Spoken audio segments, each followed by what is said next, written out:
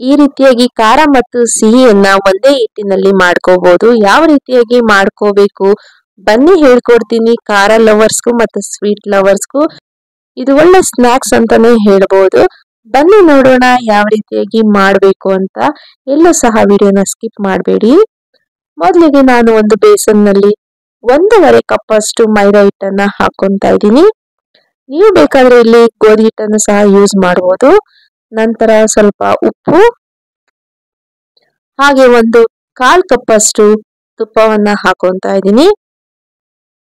ನಾನಿಲ್ಲಿ ಕರಗಿಸಿರುವಂತಹ ತುಪ್ಪವನ್ನ ಹಾಕೊಂಡು ಒಮ್ಮೆ ಕೈಯಿಂದ ಚೆನ್ನಾಗಿ ಮಿಕ್ಸ್ ಮಾಡ್ಕೊಂತಾ ಇದ್ದೀನಿ. ನಿಮ್ಗೆ ಇದು ಹಿಟ್ಟನ್ನ ಹಿಡಿದ್ರೆ ಉಂಡೆ ಕಟ್ಟಲಿಕ್ಕೆ ಬರಬೇಕು, ಅಷ್ಟು ನಿಮಗೆ ಇರಬೇಕಾಗುತ್ತೆ ಇದು. ನಂತರ ಈಗ ಇದಕ್ಕೆ ಸ್ವಲ್ಪ ಸ್ವಲ್ಪನೇ ನೀರನ್ನು ಹಾಕೊಂತ ಚಪಾತಿ ಹಿಟ್ಟಿನ ಹದಕ್ಕೆ ಕಲಿಸ್ಕೋಬೇಕಾಗುತ್ತೆ. ಇನ್ನು ನಮ್ಮ ಚಾನಲ್ ಅನ್ನ ಸಬ್ಸ್ಕ್ರೈಬ್ ಮಾಡಿಲ್ಲ, ಪ್ಲೀಸ್ ಸಬ್ಸ್ಕ್ರೈಬ್ ಮಾಡಿಕೊಂಡು ವಿಡಿಯೋಗಳನ್ನ ಪೂರ್ತಿಯಾಗಿ ನೋಡಿ ನಮಗೆ ಸಪೋರ್ಟ್ ಮಾಡಿ. ಹಾಗೂ ನಮ್ಮ ಚಾನಲ್ನಲ್ಲಿ ಸುಮಾರು ವೆರೈಟಿ ಆದಂತಹ ಸ್ವೀಟ್ ಮತ್ತು ಸ್ನಾಕ್ಸ್ ರೆಸಿಪೀಸ್ಗಳನ್ನ ಹಾಕಿದ್ದೀನಿ. ಅದು ಅಲ್ಲದೆ ಬೇರೆ ರೀತಿಯ ವಿಡಿಯೋಗಳನ್ನು ಸಹ ಅಪ್ಲೋಡ್ ಮಾಡಿದ್ದೀನಿ. ಒಮ್ಮೆ ಟ್ರೈ ಮಾಡಿ ಹೇಗೆ ಬಂತು ಅಂತ ತಿಳಿಸಿ. ಈಗ ಇದನ್ನ ನೆನೆಯೋದಕ್ಕೆ ಬಿಡೋಣ. ಈಗ ಮತ್ತೊಂದು ಪಾತ್ರೆಯಲ್ಲಿ ನಾನಿಲ್ಲಿ 1 ಕಪ್ ಅಷ್ಟು ಸಕ್ಕರೆಯನ್ನ ತಗೊಂಡು ಅದಕ್ಕೆ 1/2 ಕಪ್ ಅಷ್ಟು ನೀರನ್ನ ಹಾಕ್ತಾ ಇದ್ದೀನಿ. ಈಗ ಸಕ್ಕರೆಯನ್ನ ಕರಗೋದಕ್ಕೆ ಬಿಡೋಣ. ಈಗ ಇದಕ್ಕೆ 2 ಸ್ಪೂನ್ ಅಷ್ಟು ಕೊಬ್ಬರಿ ತುರಿಯನ್ನ ಹಾಕೊಂತಾ ಇದ್ದೀನಿ.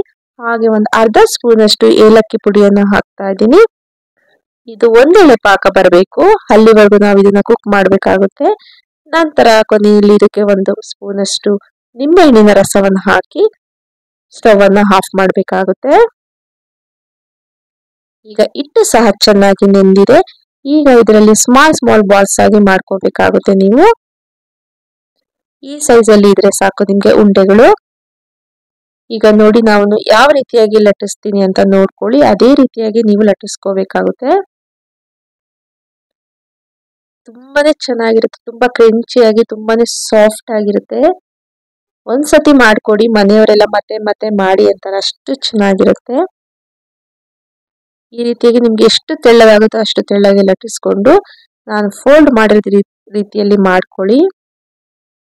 ಒಂದು ಚಾಕುವಿನ ಸಹಾಯದಿಂದ ಕಟ್ ಮಾಡಿಕೊಂಡು ಈ ರೀತಿಯಾಗಿ ರೋಲ್ ಮಾಡ್ಕೋಬೇಕಾಗುತ್ತೆ. ನೋಡಿ ಯಾವ ರೀತಿಯಾಗಿ ತೋರಿಸ್ತಾ ಇದ್ದೀನಿ ಅಂತ. ಈ ರೀತಿಯಾಗಿ ಮಾಡಿಕೊಂಡು ಮತ್ತೊಮ್ಮೆ ಇದನ್ನ ಚಿಕ್ಕದಾಗಿ ಲಟ್ಟಿಸ್ಕೋಬೇಕಾಗುತ್ತೆ. ತುಂಬಾ ದೊಡ್ಡದಾಗಿ ಲಟ್ಟಿಸ್ಕೋಬೇಡಿ, ತುಂಬಾ ಚಿಕ್ಕದಾಗಿರಬಾರ್ದು. ಈ ರೀತಿಯಾಗಿ ಮೀಡಿಯಂ ಸೈಜ್ ಅಲ್ಲಿ ಲಟ್ಟಿಸ್ಕೊಳ್ಳಿ. ನಂತರ ಇನ್ನೊಂದು ರೀತಿಯಲ್ಲೂ ಸಹ ನೀವು ಮಾಡ್ಕೋಬಹುದು. ಯಾವ ರೀತಿಯಾಗಿ ಅಂತ ತೋರಿಸ್ತೀನಿ ನೋಡಿ. ಈ ರೀತಿಯಾಗಿ ಎಷ್ಟು ತೆಳ್ಳಗಾಗುತ್ತೋ ಅಷ್ಟು ತೆಳ್ಳಗೆ ಲಟ್ಟಿಸ್ಕೊಂಡು ಈ ರೀತಿಯಾಗಿ ಆ ಕಡೆ ಸೈಡ್ ಈ ಕಡೆ ಸೈಡ್ ಸ್ವಲ್ಪ ಗ್ಯಾಪ್ ಕೊಟ್ಟು ಈ ರೀತಿಯಾಗಿ ಮಾಡ್ಕೊಳ್ಳಿ. ಪರೋಟನೆಲ್ಲ ಯಾವ ರೀತಿಯಾಗಿ ಲಟ್ಟಿಸ್ಕೊಂತೀರಲ್ಲ ಆ ರೀತಿಯಾಗಿ. ಈಗ ಈ ರೀತಿಯಾಗಿ ರೋಲ್ ಮಾಡಿ ಇದನ್ನು ಸಹ ಒಮ್ಮೆ ಲಟ್ಟಿಸ್ಕೊಳ್ಳಿ. ತುಂಬಾ ನಾನು ಹೇಳಿದಾಗೆ ದೊಡ್ಡದಾಗಿ ಲಟ್ಟಿಸ್ಕೋಬೇಡಿ, ತುಂಬಾ ಚಿಕ್ಕದಾಗಿ ಲಟ್ಟಿಸ್ಕೋಬಾರ್ದು, ನಾರ್ಮಲ್ ಆಗಿ ಲಟ್ಟಿಸ್ಕೋಬೇಕಾಗುತ್ತೆ. ಇದೇ ರೀತಿಯಾಗಿ ನಾನು ಎಲ್ಲವನ್ನು ಸಹ ಮಾಡ್ಕೊಂತಾ ಇದ್ದೀನಿ. ನೋಡಿ ಈ ರೀತಿಯಾಗಿ ಎಲ್ಲವನ್ನು ಮಾಡಿ ಪಕ್ಕಕ್ಕೆ ಎತ್ತಿಟ್ಕೊಳ್ಳೋಣ. ಈಗ ಎಣ್ಣೆಯನ್ನ ಕಾಯೋದಕ್ಕೆ ಇಟ್ಟಿದ್ದೆ. ಎಣ್ಣೆಯನ್ನ ಆದಷ್ಟು ಲೋ ಫ್ಲೇಮ್ ಅಲ್ಲೇ ಇಟ್ಕೊಂಡು ನೀವು ಇದನ್ನ ತೇಲಿಸ್ಕೋಬೇಕಾಗುತ್ತೆ, ಫ್ರೈ ಮಾಡ್ಕೋಬೇಕಾಗುತ್ತೆ. ಈಗ ನೋಡಿ ಅದಕ್ಕಷ್ಟೇ ಅದೇ ಮೇಲೆ ಉಬ್ಬಿ ಬರುತ್ತೆ, ಅಲ್ಲಿವರೆಗೂ ನೀವು ಏನು ತಿರುಗ್ಸಕ್ಕೆ ಹೋಗಬೇಡಿ. ಆಮೇಲೆ ಉರಿಯನ್ನ ಮೀಡಿಯಂ ಸೈಜ್ ಅಲ್ಲಿ ಇಟ್ಕೊಂಡು ಈ ರೀತಿಯಾಗಿ 2 ಸೈಡ್ ನೀವು ಚೆನ್ನಾಗಿ ಫ್ರೈ ಮಾಡ್ಕೋಬೇಕಾಗುತ್ತೆ. ಇದು ಚೆನ್ನಾಗಿ ಕಲರ್ ಚೇಂಜ್ ಆಗುತ್ತೆ, ಅದು ಅಲ್ಲದೆ ಇದು ನಿಮಗೆ ಕ್ರಿಸ್ಪಿ ಆಗುತ್ತೆ.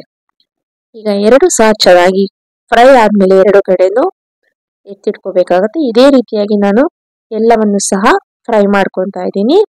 ಈಗ ನೋಡಿ ಎಲ್ಲವೂ ಸಹ ಕರೆಕ್ಟ್ ಆಗಿ ಫ್ರೈ ಆಗಿದೆ. ಈಗ 2 ಸಹ ಅರ್ಧ ಭಾಗ ಮಾಡ್ಕೊತಾ ಇದ್ದೀನಿ.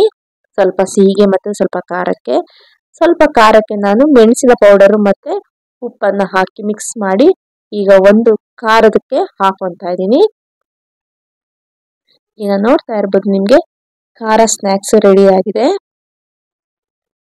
ತುಂಬಾನೇ ಚೆನ್ನಾಗಿರುತ್ತೆ, ಎಷ್ಟು ಕ್ರಿಸ್ಪಿ ಆಗಿರುತ್ತೆ ಅಂದ್ರೆ ನೀವು ತಿಂತಾ ಇದ್ರೆ ಅಷ್ಟು ಕ್ರಿಸ್ಪಿಯಾಗಿ ಬರ್ತಾ ಇರುತ್ತೆ. ನಂತರ ಈಗ ಮಾಡಿರುವಂತಹ ಶುಗರ್ ಸಿರಪಿಗೆ ಈಗಾಗಲೇ ನಾವು ಮಾಡಿಟ್ಕೊಂಡಿರುವಂತಹ ಪೂರಿಗಳನ್ನ ಹಾಕ್ತಾ ಇದ್ದೀನಿ. ಇದರಲ್ಲಿ ಹಾಕಿ 1-2 ನಿಮಿಷ ಹಾಗೆ ಬಿಟ್ಟು ಇದನ್ನು ಸಹ ತೆಗೆದಿಟ್ಕೊಬಿಡಿ. ಈಗ ಎಲ್ಲಾ ಪೂರಿಗಳನ್ನು ಸಹ ಅದೇ ರೀತಿಯಾಗಿ ಮಾಡ್ಕೊತಾ ಇದ್ದೀನಿ ಸ್ವೀಟನ್ನು. ನೋಡಿ, ಒಂದ್ ಸೈಡ್ ಸ್ವೀಟ್ ಸ್ನಾಕ್ಸ್ ರೆಡಿ ಆಯ್ತು, ಒಂದ್ ಸೈಡ್ ಖಾರದ ಸ್ನಾಕ್ಸ್ ರೆಡಿ ಆಯ್ತು. ಇದನ್ನ ಸಂಜೆ ಟೈಮು ಟೀ ಜೊತೆಗೆ ಮಕ್ಕಳಿಗೆ ಸ್ನಾಕ್ಸ್ ತರ ಕೊಡಿ, ತುಂಬಾನೇ ಇಷ್ಟಪಡ್ತಾರೆ ಮಕ್ಕಳು. ತುಂಬಾನೇ ಜ್ಯೂಸಿಯಾಗಿತ್ತು, ತುಂಬಾ ಚೆನ್ನಾಗಿತ್ತು. ನೀವು ಟ್ರೈ ಮಾಡಿ ಹೇಗ್ ಬಂತು ಅಂತ ತಿಳಿಸಿ.